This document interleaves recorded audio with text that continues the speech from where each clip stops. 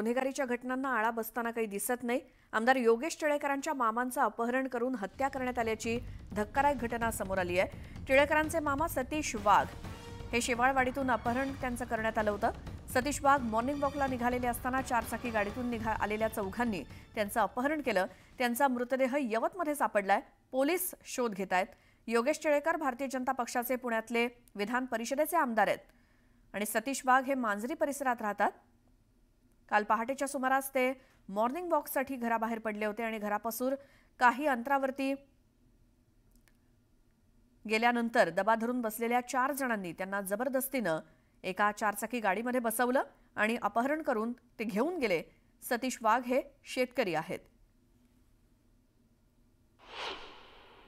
गृह खातं कोणाकडे हे जनतेला कळलं पाहिजे, कारण गृह खातं हे खूप महत्त्वाचं आहे। गृह खातं म्हणजे कायदा सुव्यवस्था, गृह खातं म्हणजे पोलीस यंत्रणा। ही यंत्रणा कोणाच्या हातात आहे? सीएमच्या हातात आहे, DCM 1 DCM 2 कोणाच्या हातात आहे हे जनतेला कळणं गरजेचं आहे आणि ते आत्ता कळणं गरजेचं आहे। कायदा सुव्यवस्था ह्या अत्यंत योग्यरित्या असायला पाहिजे आणि त्या पद्धतीने शासनाचं कार्यही चाललेलं आहे आणि मला खात्री आहे की निश्चितच लॉ एन्फोर्सिंग एजन्सीज म्हणजेच आपली पोलीस यंत्रणा जी आहे ती या संदर्भात सखोल चौकशी करून जे दोषी असतील किंवा या संदर्भात जे आरोपी पकडले जातील त्यांच्यावर योग्य कारवाई करून एक उदाहरणात्मक कारवाई इकडे होईल। तर बीडच्या केस तालुक्यातील मस्साजोग येथील सरपंचाचं भर रस्त्यातून दुपारी अपहरण करून हत्या केल्याचा धक्कादायक प्रकार उघडकीस आल्यामुळे बीड जिल्ह्यामध्ये खळबळ माजली आहे। हत्या आणि अपहरण कुणी केलं त्याची अद्याप माहिती मिळू शकलेली नाही।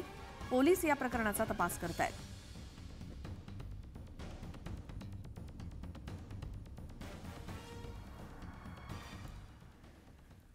नागपूरकरांसाठी एक महत्त्वाची बातमी आहे। शहरामध्ये आज पाणी पुरवठा बंद ठेवण्याचा निर्णय घेतला गेलाय। नागपूर दक्षिण, पश्चिम, दक्षिण आणि पूर्व नागपुरातील अनेक भागामध्ये पाणी पुरवठा होणार नसल्याचं सांगितलं जातंय। पेंच 4 एक्सप्रेस फीडरवरती 20 तासांचा शटडाऊन घेण्यात येतोय, त्यामुळे शहरातील 10 जलकुंभांवरनं आज पाणी पुरवठा होणार नाही। सकाळी 10 वाजल्यापासून ते बुधवारी सकाळी 6 वाजेपर्यंत हा शटडाऊन असणार आहे। त्यामुळे नागरिकांनी पाणी जपून वापरावं असं आवाहन नागपूरकरांना करण्यात आलंय।